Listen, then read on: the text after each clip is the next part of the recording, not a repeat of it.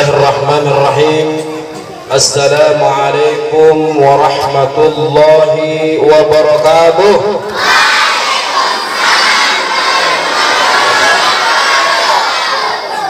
Tunggu berdiri aja ya. Ini saya lihat SMP ini senyum-senyum ini. Apakah penampilan Pak Guru yang seperti apa ini kira-kira? Ini bagus atau gimana?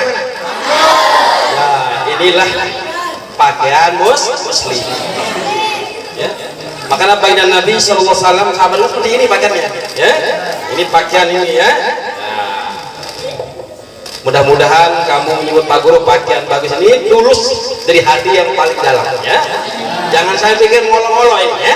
Enggak boleh ya. Maka berdosa kalau ngolong insyaallah. Baik.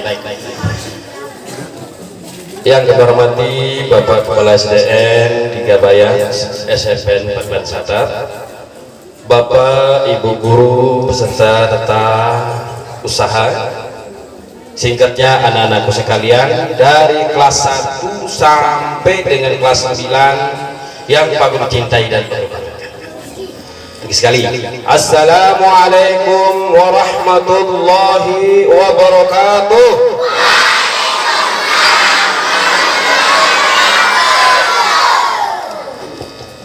Alhamdulillahi Rabbil Alamin, wassalatu wassalamu ala sayyidil mursalin sayyidina wa maulana Muhammadin wa ala alihi wa sahbihi ajma'in wa ba'd. Anak-anak sekalian yang perlu cintai dan perlu banggakan, alhamdulillah wa syukurillah, kita bersyukur kepada Allah Subhanahu wa ta'ala karena Allah telah memberikan kita kesempatan dan memberikan kita kesehatan. Maka oleh ulama ya, nikmat sehat dan kesempatan ini disebut a'zamun ni'am, yaitu nikmat yang besar, yaitu nikmat sehati wal farah, nikmat sehat dan kesempatan. Maka anak-anak sekalian bisa bayangkan kalau saja Allah memberikan kita kesulitan atau Allah menguji kita dengan sakit ya, tidak bisa bangun, tidak bisa berdiri, maka tentu kita tidak akan bisa hadir di tempat yang mulia ya. Maka ini harus kita syukuri. Bagaimana caranya kita mensyukuri? Yaitu dengan kita melaksanakan tugas kita dengan penuh tanggung jawab dan ikhlas. Apa tugas kita anak sekalian? Anak-anak tugasnya adalah belajar, masuk sekolah, tidak malas. Nah, itu maksudnya ya. Salawat dan salam kita aturkan kepada Nabi Muhammad sallallahu alaihi wasallam, kepada seluruh para sahabat pengikutnya sampai akhir zaman. Anak-anak sekalian yang Pak Guru cintai berbanggakan, alhamdulillah pada pagi hari ini ya, Pak Guru diminta oleh Bapak Guru kamu Pak Iqbal SPD ya, untuk menyampaikan uraian daripada hikmah Isra dan Mi'raj bagi Nabi Muhammad sallallahu alaihi wasallam. Maka oleh karena sekalian, supaya apa yang Pak Guru sampaikan ini bisa bermanfaat ya, tidak masuk telinga kanan keluar telinga kiri, maka tolong kamu dengarkan dengan baik. Ansitu wasma'u, perhatikan dan dengarkan. Wa'ati dan taatilah la'allakum turhamun, supaya kamu menjadi orang-orang yang beruntung ya. Maka sekalian, Pak Guru awali ceramah Pak Guru dengan Allah Ta'ala bi kitabihil karim. A'udzu billahi minasy syaithanir rajim. Bismillahirrahmanirrahim. Subhanalladzi asra bi'abdihi lailan minal masjidil haram ilal masjidil aqsal ladzi barakna.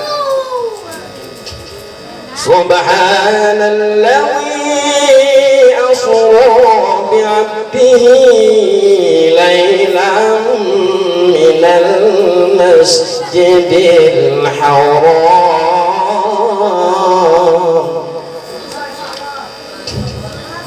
المسجد الحرام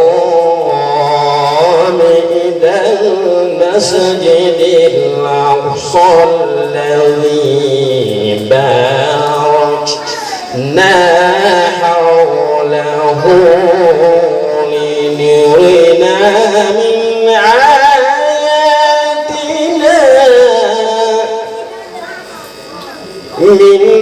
آياتنا إنه هو السميع البصير.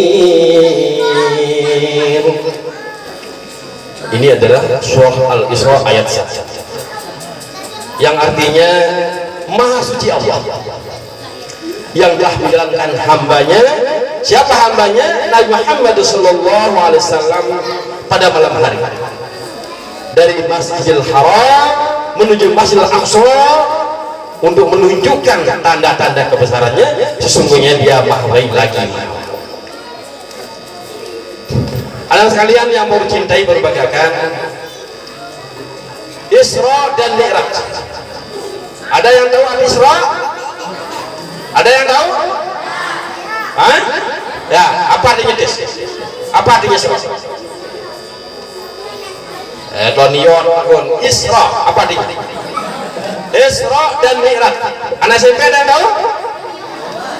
Apa artinya? Ya, gimana? Ya, apa? Apa artinya Isra? Perjalanan Nabi Sallallahu Alaihi Wasallam. Terus? Perjalanan Nabi baru lihat sekali tidak apa-apa, bagus sudah ya, ketimbang. Ya. Ada dua kata sekalian, Isra dan Mi'raj. Isra itu artinya adalah perjalanan bayi Nabi Muhammad Sallallahu Alaihi Wasallam dari Masjidil Haram menuju Masjidil Aqsa di Palestina. Masjidil Haram itu adalah maksudnya masjid yang ada di kota Makkah Al-Mukarramah yang setiap tahun didatangi oleh orang untuk berhaji. Ya, Masjidil Haram di Makkah, di tempatnya Ka'bah yang mulia, menjadi kiblat daripada umat Islam. Ya.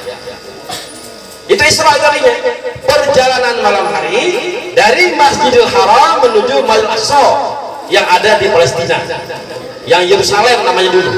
Dulu namanya negeri Syam namanya dulu ya, yang sekarang saat ini namanya negara Palestina.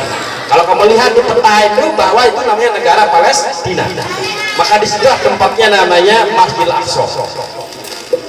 Kemudian kata kedua, Mi'raj. Apa artinya Mi'raj? Perjalanan bagi Nabi Sallallahu Alaihi Wasallam dari Masjidil Aqsa. Ya.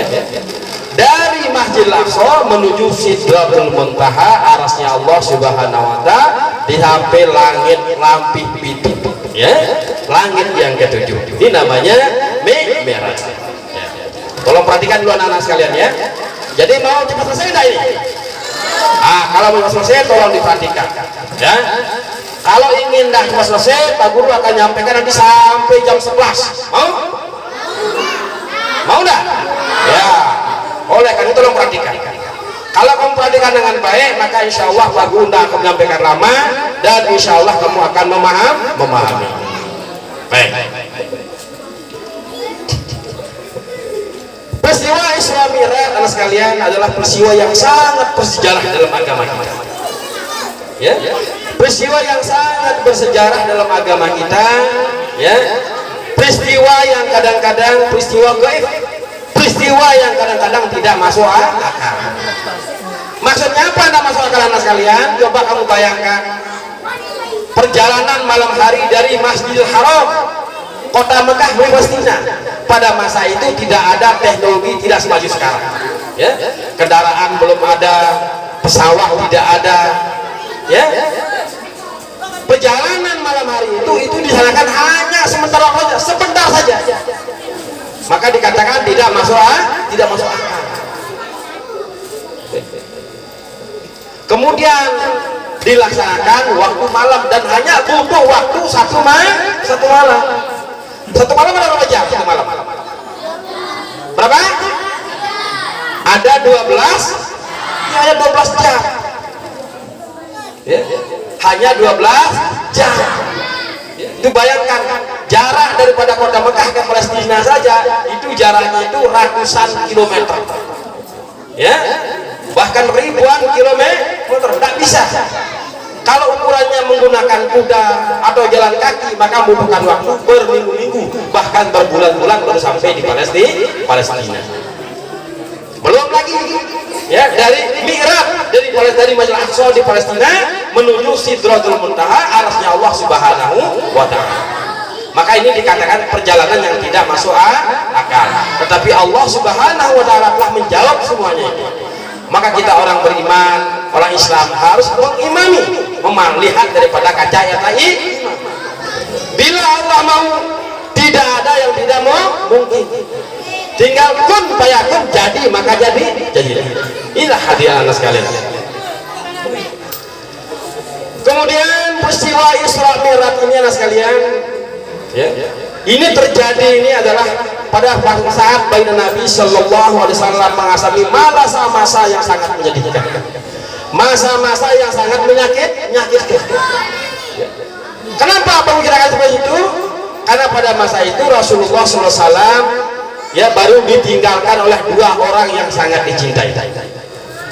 Siapa yang menjadi pelindung bagi Nabi Shallallahu Alaihi Wasallam?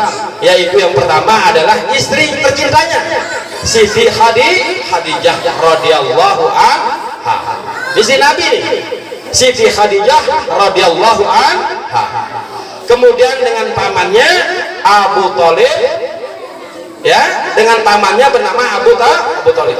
Maka dua orang ini adalah orang yang membentengi Rasulullah, ya, yang senantiasa melindungi Rasulullah, yang senantiasa menghibur Rasulullah ketika dalam mendakwahkan agama di Makkah pada saat itu.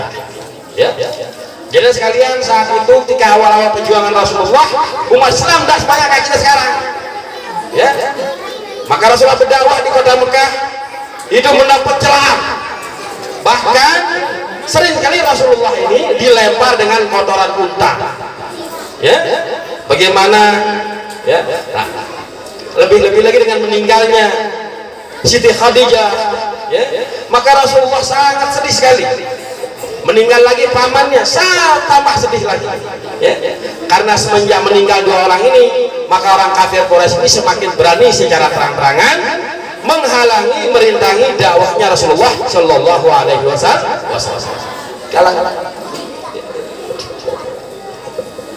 Nah, maka Allah sekalian, Allah Subhanahu Wa Taala dengan kuasanya, ya, maka diadakanlah ya peristiwa Isra dan Mi'raj ini adalah tujuannya adalah untuk menghibur Nabi Muhammad Shallallahu Alaihi Wasallam. Dihibur, ya. Maka peristiwa itu menurut pendapat yang masyhur, pendapat yang paling lebih terkenal itu adalah terjadinya pada malam tanggal 27 Rajab. Nah, ini makanya setiap bulan Rajab, bahasa kita Rajab nih, setiap tanggal bulan Rajab itu kita memperingati peristiwa Isra dan Mi'raj. Ya, Isra dan Mi'raj setiap tanggal 27. Nah, anak sekalian, Pak Guru langsung saja, kira-kira apa yang bisa kita ambil hikmah daripada peristiwa Isra dan Mi'raj? Banyak sekali hikmahnya. Yang pertama sekalian, ketika Rasulullah diberangkatkan pada malam hari, ya, dari Masjidil Haram, maka Rasulullah ya, beribadah sholat sunnah 2 rakaat di Masjid Al-Aqsa. Ya, Masjid Al-Aqsa ini adalah masjid pertama kali dibangun oleh Nabi Sulaiman alaihissalam, yang menjadi kiblat pertama umat Islam saat itu. Kemudian anak sekalian, dari Masjid Al-Aqsa Rasulullah SAW ditemani oleh malaikat Jibril alaihissalam, ya, berjalan menuju Sidratul Muntaha, melewati langit 1, langit kedua, ketiga, kelima, keenam dan ketujuh. Ya. Setiap langit ini maka Rasulullah berjumpa dengan arwah daripada para nabi-nabi. Ya. Berjumpa dengan arwah para nabi, nabi Rasul yang terdahulu. Perjalanan Rasulullah Shallallahu Alaihi Wasallam Ya, ini didampingi oleh malaikat Jibril alaihi salam. Didampingi. Ya. Kemudian di langit pertama, maka Rasulullah sallallahu alaihi wasallam berjumpa dengan Nabi Adam alaihi salam. Maka Nabi Adam mengucapkan salam kepada Muhammad. Ini. Di langit berikutnya lagi berjumpa lagi, ya, dengan Nabi Allah Ibrahim alaihi salam, sama mengucapkan salawat juga kepada baginda Nabi Muhammad sallallahu alaihi wasallam. Makanya Nabi kita ini disebut adalah Nabi akhir zaman, tetapi pemimpin para nabi, pemimpin para nabi. Nabi Muhammad sallallahu alaihi wasallam diutus di akhir zaman. Khatamun Nabiyyin wa Khatamur Rasul, penutup para nabi, penutup para rasul, akan tetapi dia adalah menjadi imam pemimpin daripada para nabi dan para rasul. Nah, ini dia. Kemudian anak sekalian, ya, malaikat Jibril alaihissalam, ya, bisa menghantar bagi nabi ini adalah sampai langit ketujuh saja. Maka di situ Rasulullah bertemu dengan Nabi Musa alaihissalam. Maka Rasulullah langsung berjumpa langsung dengan Allah Subhanahu wa ta'ala. Dan saat itu langsung menerima perintah wahyu yang mulia, yaitu sholat yang dilaksanakan saat ini. Yang awalnya dulu sekalian, sholat itu 50 rakaat. Ya, 50 rakaat. Bayangkan. Cekak ini dulu pertama. Kalau itu gimana kita bisa bayangkan sekalian? Kalau 50 ini, 50 kali ini, bagaimana kita bisa melakukan? Sangat berat sekali. Maka Rasulullah SAW turun lagi berjumpa dengan Nabi Musa alaihissalam. Musa bertanya, ya Muhammad, bagaimana? Cerita Nabi. Sembule dan berat. Jadi umatmu tidak akan mampu, ya Muhammad. Minta keringanan, minta resource, keringanan dong. Maka Nabi naik lagi, berjumpa lagi mondar mandir. Maka lagi diturunkan, dikasih 45, turun lagi. Maka apa sekalian? Musa lagi bilang, ya Muhammad, masih berat Muhammad, umatmu ini kecil, lemah, bisa. Maka naik lagi. Singkat kata, kalau kita kan menurut akhirnya, ya tinggal berjumlahnya, ya. Akhir kata, ya, akhirnya tersisalah, ya, ketika Allah memberikan keringanan itu menjadi 5 kali dalam sehari semalam, yaitu yang berjumlah berapa rakaat? 17 rakaat. Sisanya saja yang terdiri dari zuhur 4 rakaat, asar 4 rakaat, maghrib 3 rakaat, kemudian isya rakaat, dan subuh 2 rakaat. Turun. Itu pun Nabi Musa juga menyarankan, berat di Muhammad, ampun. Tapi Muhammad malu. Sudah tidak enak sudah larinya. Berapa kali bolak-balik. Ya, maka itu menjadi, ya, ketetapan, ya, semenjak itu maka diperintahkan wajibnya sholat 5 kali, 5 waktu.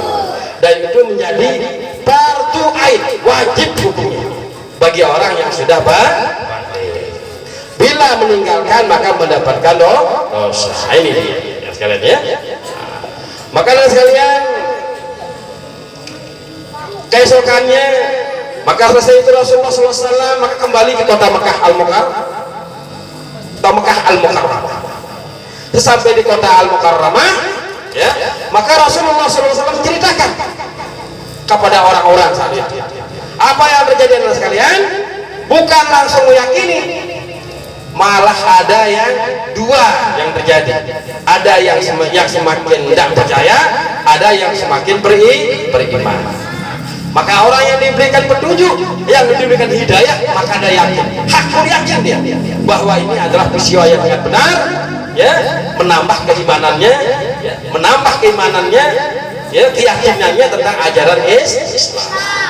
Ada yang tidak percaya kadang tambah gila deh. Ya Muhammad, wah ini tidak benar ini Muhammad kan. Masa kayak dibau sekalam lalu lele Mekah karo Palestina pas nyadak karo langit hidup nggak sekalam. Tidak masuk akal kan dia. Lele P itu orang yang menggunakan akal. Tetapi harus kita lihat daripada kacamata iman. Bila Allah SWT mau harapkan tidak ada mungkin. Makanya di ayat itu subhanalladzi asra, sungguh maha suci Allah yang menjalankan hamba-hambanya. Jadi Muhammad ini dijalankan, bukan dia yang berjalan, tapi dijalankan. Pak Guru ambil contoh. Kalau kita ke Mataram, jalan kaki ke Mataram, berapa hari kita ke Mataram jalan kaki dari sini? Bisa tembus 2 hari? Kadang-kadang bisa tembus, kadang-kadang tidak. Nah, kalau pakai sepeda motor, berapa jam motor? Kalau pakai motor, kalau ngebut itu bisa 2 jam. Itu contohnya. Iya. Jadi kalau jalan kaki butuh waktu lama. Sama sekali ya. Kalau kita lihat daripada kacamata logika akal kita tidak masuk akal. Tapi bila Allah berkehendak tidak ada yang tidak mungkin. Contoh anak sekalian, Nabi Adam alaihissalam Allah ciptakan itu tidak ada perantara. Nabi Adam itu nyara mende ama, nyara mende ina.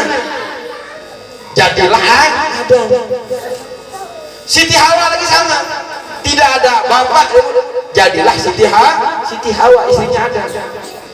Jangan tanya bagaimana perbuatannya, Allah a'lam. Allah Ta'ala lebih tahu. Yang kedua, Allah mampu. Contohnya ya, Siti Maryam ibunya Nabi Isa alaihissalam itu hamil tanpa bapak, bisa beranak, tidak memiliki suami. Allah yang kuasa. Jadi harus kita lihat ini adalah daripada kacamata iman. Nah sekalian ya, kita iman. Sebagaimana kita imani tentang adanya surga dan neraka, kita iman dengan adanya ya azab kubur dan nikmat. Agama kita ini tidak selamanya diluikan, tapi kita melihat daripada kacamata iman. Maka ketika sampai di Mekah, Rasulullah menceritakan kepada umatnya, ya, menceritakan kepada orang-orang Mekah pada saat itu tentang peristiwa yang dialami. Maka ada yang beriman, ada yang tidak beriman. Pertama kali orang yang meyakini itu adalah sahabat Nabi namanya Abu Bakar. Makanya semenjak itu dinamakan dia As-Siddiq, yang membenarkan, yang meyakini bahwa peristiwa Isra Mi'raj itu adalah benar dari Allah Subhanahu wa Ta'ala. Tambah dia yakin, tambah mantap imannya bahwa ini adalah agama yang diridhoi oleh Allah Subhanahu wa Ta'ala. Ya. Ada yang tidak beriman, siapa itu? Inilah kelompoknya Abu Jahal, Abu Lahab, abu-abu yang lainnya. Ya. Nah, ini yang beriman ini. Ya. Nah, lalu sekalian, ada beberapa orang yang hebat yang bisa kita ambil dari Isra dan Mi'raj. Yang pertama adalah ya, kita melihat ya bahwa Allah Subhanahu wa Ta'ala telah menunjukkan kekuasaannya kepada Rasulullah, yaitu dengan ya menjalankan Rasulullah ya dengan perjalanan singkat dari Masjidil Haram menuju Masjidil Aqsa, dari Al-Aqsa menuju Sidratul Muntaha. Yang kedua adalah bagaimana kita mulai saat itu ditetapkannya kewajibannya sholat 5 waktu. Ingat, sholat ini adalah hukumnya wajib. Terutama ini yang sudah balik anak-anak SMP ini wajib kita sholat. Ya, jangan saja tidak sholat. Karena sholat ini adalah awal daripada amal yang dihijab oleh Allah Subhanahu wa Ta'ala, dan barometer daripada orang. Bila sholatnya baik, baiklah amal yang lain. Bila sholatnya tidak baik, maka tidak baiklah amal-amal yang lain. Maka dikatakan inna awwalu yuhasibu indallah yaumil akhir as-salah. Pertama kali Allah hisab nanti di hari akhir itu adalah sholat. Fa'in sulihat sulatikul amal. Kalau sholatnya bisa dijaga 5 waktunya, maka tentu amal yang lain menjadi baik, pasti yang baik. Fa'in fasadat, tapi kalau sudah rusak sholat ini ya tidak dijaga sholatnya ini, maka amal-amal yang lain pun juga menjadi rusak. Oleh karena itu kita tinggal pertama Isra dan Mi'raj ini adalah tujuan pertama bagaimana kita menjaga sholat. Itu hikmahnya pertama, menjaga sholat dan dilaksanakan tepat waktu. Jadi kalau orang sudah azan di masjid misalnya ya, kalau sudah Allahu Akbar, ini kita segera ke masjid, gakkan hati kita udah datang ke masjid, karena azan itu adalah panggilan Allah Subhanahu wa taala ya kepada orang Islam. Karena Allah panggil kita ini dua cara mas kalian. Ada dua cara Allah manggil kita. Pertama Allah panggil kita dengan azan. Ini kita masih hidup. Yang kedua Allah panggil kita dengan kematian. Waktu mati dadasnya kadah ya. Kalau sudah Allah cabut nyawa kita, udah ada cara. Makanya Rasulullah kata apa? Shollu qabla an tusolli. Sembahyanglah kita, sholat kalian sebelum kalian disolatkan. Artinya apa kalian? Sebelum kita masih hidup, Allah belum cabut nyawa kita ini, mari kita sholat. Itu maksudnya itu. Karena beda nih. Panggilan pertama azan masih hidup, yang kedua ini adalah wah andeng lau. Sudah kita meninggal dunia. Ini pertama ya. Sekalian, sholat ini adalah perkara yang sangat penting, bahkan daripada barometer daripada amal-amal agama yang lain. Oleh karena itu sekalian, hikmah yang pertama adalah bagaimana kita menjaga sholat. Yang kedua adalah sekalian, kita tanamkan ya jiwa semangat kita dalam beramal, jiwa mujahadah kita dalam mengejar kebaikan, mengejar cita-cita kita ya, kebaikan kita akan terus ya. Bagaimana kita menjadi anak-anak yang bermanfaat, anak-anak yang berguna, yang mampu membanggakan keluarga, orang tua ya, dan bangsa dan negara. Karena kalian cerminan daripada kemajuan masyarakat kalian. Bila kalian ini baik, maka baiklah negara ke depan ya. Kalau pemudanya itu baik, muda-mudi anak-anaknya baik, maka baiklah negara yang akan datang. Maka dikatakan subhanal yaum rijalun. Kamu yang masa sekarang, anak-anak muda yang sekarang ini adalah akan menjadi pemimpin di hari esok. Jadi kalau sudah kalian ini baik semuanya, memiliki pendidikan akademik yang bagus, memiliki akhlak yang baik, memiliki agama yang baik, maka insya Allah ya agama ya negara kita baik, negara kita ini negara yang madani, yaitu baldatun thayyibatun wa rabbun ghafur ya, negara yang gemah ripah loh jinabi, negara yang mendapat ya ketentraman dari Allah Subhanahu wa taala ya. Kuncinya sekalian adalah bagaimana kita mengawali diri kita.